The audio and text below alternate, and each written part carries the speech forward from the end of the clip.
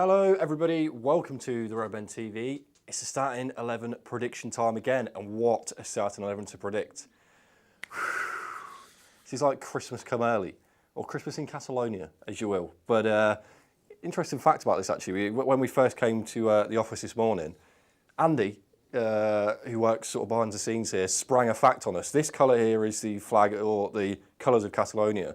You ever wonder why there's an English flag in the Barcelona badge? Well, apparently, there were two schoolboys who went to school in Crosby, in Liverpool, and then went over to Barcelona and became the founders, or sort of the owners of Barcelona. And they said, right, what colour are we going to have our kit? How are we going to style it? And they said, well, there's a rugby team at the school we used to go to, and they basically based the colours off of that. So apparently that's true. But there you go. Bit of fun fact for you before we get into the show. But oh my God, I am excited for this. 2 more sleeps before we get to see these absolute titans go head to head in the Camp Nou. But I'm here to preview your starting 11 prediction, or Klopp's starting 11 prediction. And I've got no hat on this time. I finally had a haircut for all the people who said I looked like Professor Quirrell. Some people were saying that I literally was hiding Voldemort in the back of my head. So gone. We're back in business. But we'll get into the team. Any prizes for guessing who's in goal? None, because nobody's dropping this guy. I think that's what, 44 games or something he's played, including the Premier League. He's not been dropped for anything, I think, outside of the I think it's the League Cup and the FA Cup he got dropped for. But Alisson Becker's got to keep his place, hasn't he? He's absolutely fantastic, on his way to hopefully picking up the Golden Glove alongside, you know, all of the PFA nominees and winners, obviously, from the other night. 9 goals conceded in the competition so far. I think he's got a 40% clean sheet record, and that's only 1 off to Stegen, obviously. So it's going to be a tightly contested game of who can hold their resolve, and I think Alisson Becker can do it better than any other option at Liverpool. 2.82 saves per 90, 4.04 long passes, and 17.1 short passes per 90 in the Champions League. I think Alisson Becker's got to keep his place. You know, I like to offer a bit of debate and questioning in this show, but I don't think anyone's got any qualms of Alisson keeping his place, have they? So he stays in. But a position that I think might have a bit of debate in, which we'll get to now, is right back. I've personally gone Trent Alexander-Arnold. Now, let me know in the comments, do you think maybe Gomez comes in here for a bit of right back resolution, you know, for a bit of defensive nous? But I've gone Trent because it's this. I think that what Barcelona are going to try and do at the Camp Nou, I mean, they've just won the Liga. They've not really got anything left to play for in the league anymore. The games after this are null almost. So I think that they're really going to go for it at the Camp Nou. And I think Jordi Alba could be caught out. You know, as he's bombing forward, I think one of Trent's best assets is freeing Salah. You know, that Salah Hendo, that Trent Hendo Salah triangle that they've got that's working so well at the minute. It's been on fire, and I think Trent could really utilise Jordi Alba's high press. You know, when he comes out of position, if Trent can play it round him, Salah will be away down that side. So I've kept Trent in the team. 55.34 passes per 90, 5.08 crosses, and 5.43 interceptions per 90. You know, I can see why there could be a case made for maybe we put Gomez there, try and absorb that Barcelona pressure in the away leg. But personally, I think we fight fire with fire. I think that Trent could really do a job and could really hurt Barcelona in the Camp Nou. But let me know in the comments below, do you bring Gomez in? Do you bring Milner in maybe at right back? But we'll get into the centre halves first before you let me know. I think it's Joel Matip. You know, I think he's had an excellent spell of games, you know, since Lovren and Gomez have been injured, and I can't really sing his praises enough. He's not really much more he could do at the level he's performing at. I think it'd be criminal to drop him in this game. You know, again, the same question could be asked along with the right back. Could Gomez come in here? Could Lovren come in here? I think Matip's got to be a dead cert to stay in this game alongside Van Dijk. I think he's been the most reliable. And an option with Matip is obviously those Miranda and runs that he goes on through the middle of players, midfields and defences, and I think that's something that Barcelona are probably oblivious to. You know, when you're looking at a Liverpool starting 11 sheet and you go, right, Salah, Mane, Firmino, they're a threat. Van Dijk's really good in the air. Let's watch out for him. Fabinho's good. Keita's good. Who highlights Matip and says he's an attacking threat? I don't think many people do. So I think Matip could be sort of a hidden secret weapon, you know, for breaking down that Barcelona midfield.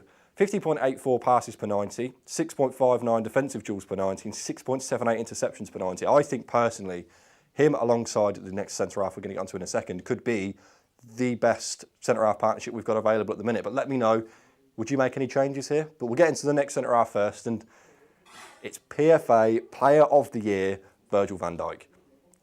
Up against the best player in the world, frankly, isn't he? The alien boy, Lionel Messi, but it's going to be the most exciting test, isn't it? You know, when an unstoppable force meets an immovable object, what happens? Is there going to be a black hole in the Camp Nou? Who knows? But if there's one man that can challenge and try and take down the great Lionel Messi, it's got to be Virgil van Dijk, hasn't it? Hasn't missed a Champions League game apart from the one I think he was injured for. 57.63 passes per 90.8% of those are accurate. You know, remember that through ball over the top to Mane against Bayern Munich was absolutely phenomenal. 3.03 defensive duels per 90, 6.26 aerial duels, winning 63% of them, by the way. The guy's just an absolute colossus at the back, isn't he? That is one word that you could always use to sum up Van Dijk is colossus, and 4.8 interceptions per 90. And I think him alongside Matip is our best centre-half choice. Let me know. You know, would you bring Gomez in? Would you bring Lovren in? I think personally that's what Klopp's going to go for, but it'd be really interesting to see what you guys at home think. But we'll get into the left back first.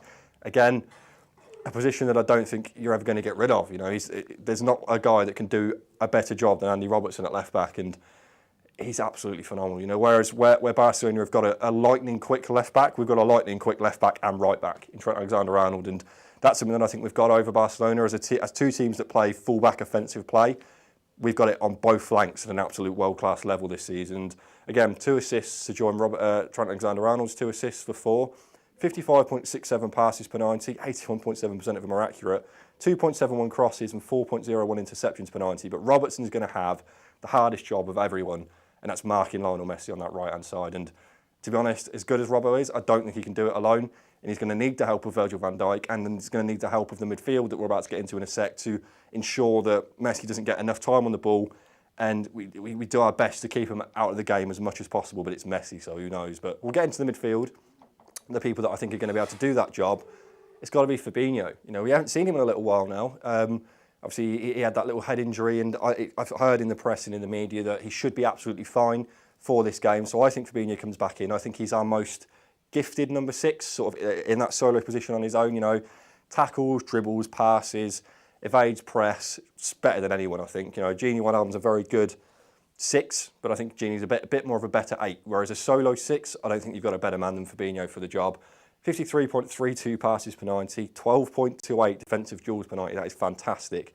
4.4, we've got defensive duels per 90 on here twice. I don't know what that one was supposed to be, but I'm assuming one of them is probably aerial duels. And 4.4 interceptions per 90. Fabinho is, I can't sing his praises enough. Again, like I was saying earlier, when you're going through a Liverpool team and you're singling out players that have had a fantastic season, since he's come in and got settled, he's been irreplaceable for me. You know, we've been chopping and changing because we've had the availability to, but if you're chalking it down to best 11, current 11 Liverpool team, I think Fabinho's got to keep his place in that 6, so he does. But we'll get into his compatriots in midfield. I think it's going to be Jordan Henderson. You know, I think the Brexit midfield that it's been coined is long gone now. You know, this new revitalised Jordan Henderson that's absolutely seems to be insanely good. You know, at the top of that midfield, 4 or 5 assists I think he's got in his last 5 or 6 games. He's got a goal in there as well. He's on fire at the minute. There's no way I don't want Jordan Henderson in this team. He's got proven European experience. I think he's the longest serving candidate at our club now. And like I say, he's a man reborn in this position that a bit further up the pitch. I absolutely can't wait to see Jordan Henderson unleashed upon Barcelona's back line. 50.82 passes per 90, still absolutely excellent with the ball.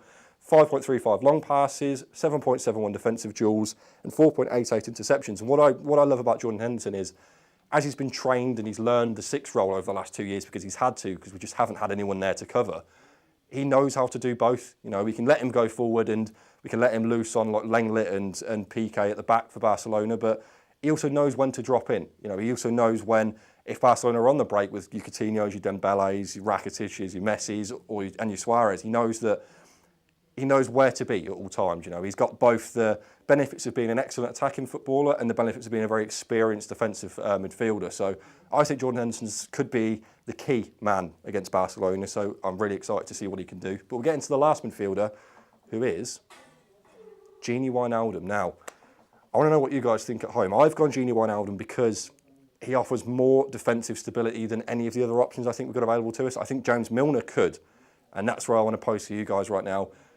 Do you bring Milner in, or Keita, for example, any of these midfielders in for a like-for-like swap with any of the midfielders I've just mentioned? I personally think Gini's going to get the place because, again, I think it's going to be a hard game. You know, Barcelona got nothing to lose. It's at the Camp Nou. They're at home. They're going to throw their all at us. And Gini Wijnaldum is probably his best asset is being press resistant. You know, he can turn on a sixpence when he's got other players swarming him, trying to man mark him off the ball. I think he's excellent at that duty.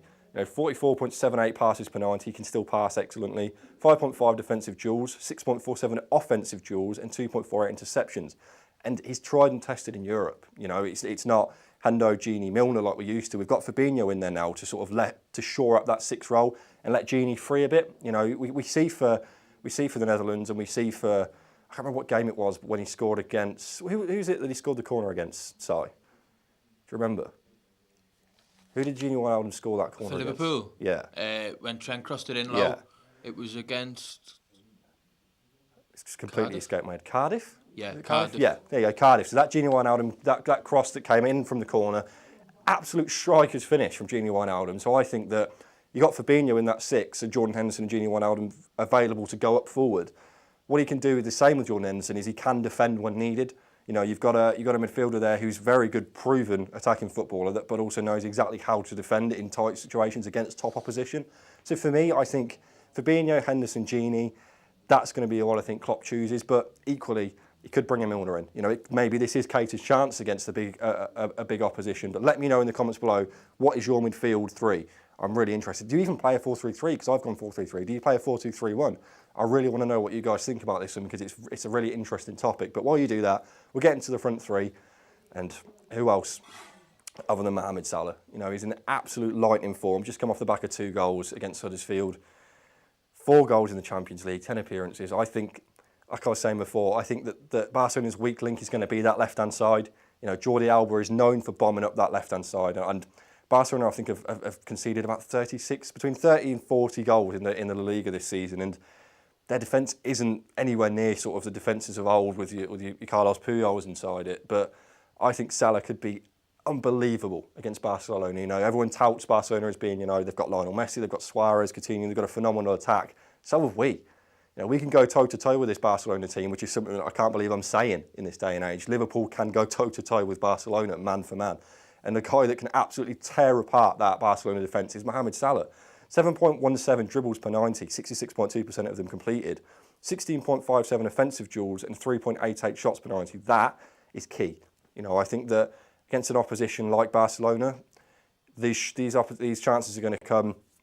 It could come thick and fast, and it could come sort of few and far between, depending on which Barcelona defence turns up on the day. But if we get the prime Mo Salah, the Mo Salah that's ripping defences apart at the minute, he's going to be a real handful. And that Jordi Alba hole that is going to be left, I think Salah can exploit absolutely brilliantly. So he's got to keep his place, of course, alongside, again, any prizes for predicting this front 3?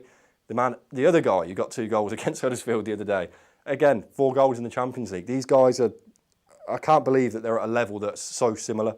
Imagine, like, people would kill to have one of these guys in their team. But we've got 2 of them. 2 wingers that you could say are the 2 most offensive wingers. Obviously take Lionel Messi out because he's not human.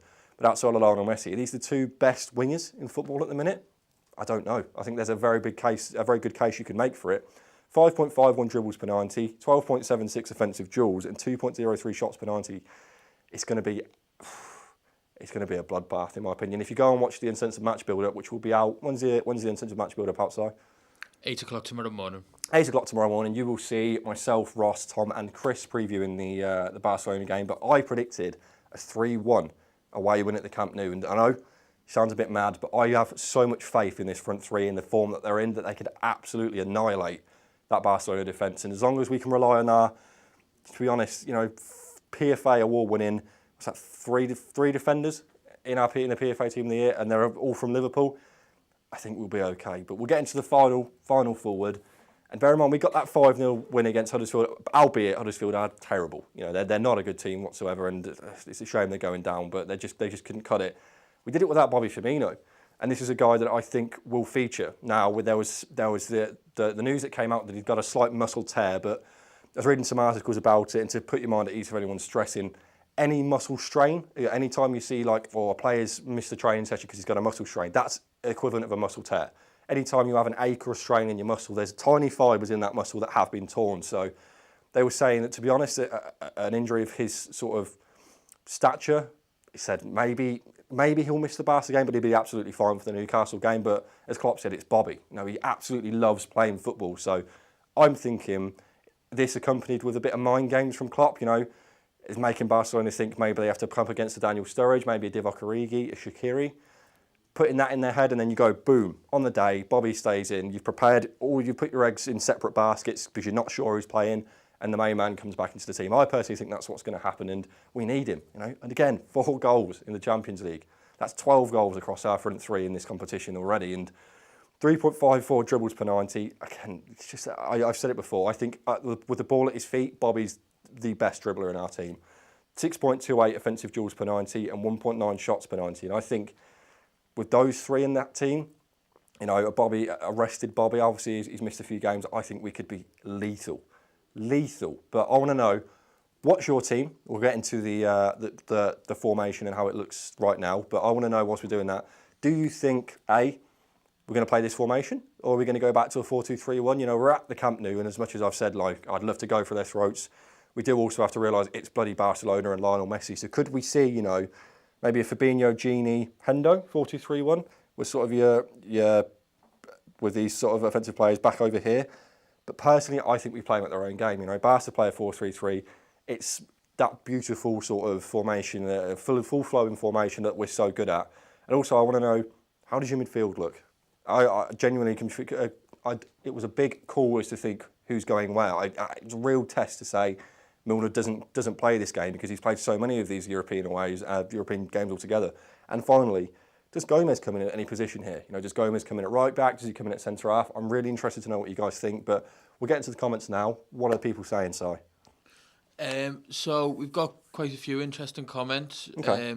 Copite27 says, will you be happy to come away with a draw and an away goal? I certainly will. Yeah, absolutely, mate. Absolutely. Like I said, 3-1 would be, that's me dreaming. That's my preferred score. That's my predicted score if things go well. But the bottom line is it's Barcelona. Who've just absolutely walked the Liga. They've scored something like, I think their front four, Dembele, Messi, Suarez, Coutinho have scored over 60 goals between them. They are an absolute force to be reckoned with. And to be honest, in a way, a 1-1 at the Camp Nou, not a problem. Because I know as soon as they get back on home turf, back at Anfield, that's our game. That the tides turn then, and that becomes in Liverpool's favour. And I'd bite your hand off for a 1-1, to be honest. But yeah, really, really good point. Ahmed Matar says, Trent is excellent moving forward, but for a game like this, he may be a liability in the back. How about Milner at right back? Yeah, that's a really good save. I made this case in the match builder you'll see tomorrow morning, mate. It's a really good point. Nobody really considers Milner, do they? It's only when we're Robertson or Trent are injured. And obviously, since Gomez has been injured the last 4 months, it's sort of only been Milner as the reliable sort of cover. That's why I'm posing Gomez. Do you think that it's too soon for Gomez? But nobody ever thinks about Milner, do they? And I think that's a really good case. You only have to look back at PSG at home at Anfield. Milner was all over Neymar. He didn't give him a sniff of that ball. So honestly, it wouldn't surprise me if we saw Milner, because I think if you're trying to, Milner still offers a lot going forward. He's still got an absolutely excellent cross. He just doesn't really have that energy going up and down. But I think we'll see when the day comes and Milner's playing here, we will be trying to play for that draw. So going back to that comment previous, if we do see a Milner at right back, a 1-1 draw would be excellent, because it's gone exactly sort of to plan as to how we wanted to manage that game. So really good point.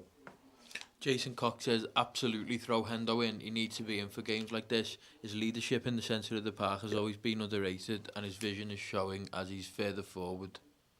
Mate, could not have said it better myself, mate. You've hit the nail on the head there. This Jordan Henderson's long sort of evolved from the Jordan Henderson of a year ago, where he'd sit here, everyone would be like, oh, stop playing passes sideways, playing it backwards, stop being the safe Jordan Henderson. He's been unleashed. Someone's just gone, John Henderson's gone to Klopp and said, do you remember how I played in the 13-14? Do you remember how instrumental I was? Do you remember how important I was to that attack? And Klopp's gone, oh yeah, sound, yeah, go ahead. We've got Fabinho that can cover you now, so go for it. And he's absolutely showed in dividends how sort of instrumental he can be in that position, and I absolutely agree. People think, oh well, Jordan Henderson's getting goals and assists now, wicked, but what he's never ever lost is his leadership ability, and you're absolutely right. Away at the Camp Nou in a semi-final, you need calmer heads, experienced heads with the likes of Henderson. That's why I was saying, do you keep Milner in? Because he is very experienced in European games. You need calm heads that can say to you guys, you're inexperienced guys, you know what, we've got this. Regardless of the score, we've got this. Just keep it calm, keep it tight. And Jordan Henderson, I think, like I said earlier, I think he could have probably the most important role in this game. So excellent point, mate. I just had one then, sorry. Jason Archdeacon, again, talking about Milner, says we need him in case we get a penalty. He's so composed and is our penalty taker. Would you consider throwing Milner in the team for that reason? Yeah, absolutely, mate. Obviously, there was the big sort of hoo-ha a couple of games ago about, the Milner-Salah penalty controversy, but you're right. When Milner's on the pitch, I don't trust another guy other than James Milner to take that penalty. He's absolutely clinical when he needs to be, and it even goes above the penalties, mate. It's a really nice position to be in. If you were having a problem, it's not. You don't want it to be sort of, we've got to fit names in here because we've got injuries. It's a case of we've got a surplus of excellent talent in midfield. So it's sort of, how do you squeeze all these guys in? So let me know, actually, mate. Who are you swapping him out for? Because I want to know. Is it Gini? Is it Fabinho? Because I'm assuming obviously everyone's sort of in agreement. Henderson staying playing this game. I'm going to guess. What about you, Si? If you were going to rotate Milner, who would you switch him for? I'd probably take Henderson out myself, to be honest. Really? Okay, why? I think Fabinho and Gini over the course of the season have shown that they can do that job in the role that they need to do. I think Henderson, while he's been fantastic the last few games, I've loved his performances. Mm-hmm. But if I had to put Milner in for one of them, it probably would be Henderson. Okay. I think the other two are more important to us, to be honest. Well, there you go. There's a curveball to the points I was making, but that's harping back to sort of, there's so much choice you've got with this midfield, and I can't wait to see what Klopp comes out with, because bottom line is, whoever he comes out with, the midfield's going to be excellent either way. It's just whether it's going to be a bit more geared defensively, a bit more geared offensively. Is it going to be balanced? I think this has got good balance. I think that's why I've picked that team, because you've got your attacking midfielder. Who would have thought that we'd be saying Jordan Henderson's our attacking midfielder against Barcelona? It's a bit mad, isn't it? You've got your 8, Gini, you can do both. You can come forward and he can defend and he can cover fullbacks when needed. And you've got Fabinho, your absolutely rock-solid 6, who can just cover all of this part of the pitch on his own, because he's an absolute unit. And he's got an excellent pass and he can dribble the ball as well. So, and he's excellent he's excellent with his feet and tackling and stuff as well. So, personally, I think that's going to be Klopp's 11. That's my preferred 11. Again, as soon as this goes out on YouTube, I'm going to jump into the comments and have a discussion with you guys down there as to what your team is. But that has been the Starting 11 show for Barcelona. Guys, I cannot wait. Is this the best game of the season so far? Is this the most exciting game of the season? I think it is for me, and I can't wait till Wednesday. But anyway, you've all been excellent, as always. Make sure you drop a like on the video, subscribe to the Redmen TV, jump on over to redmentv.com.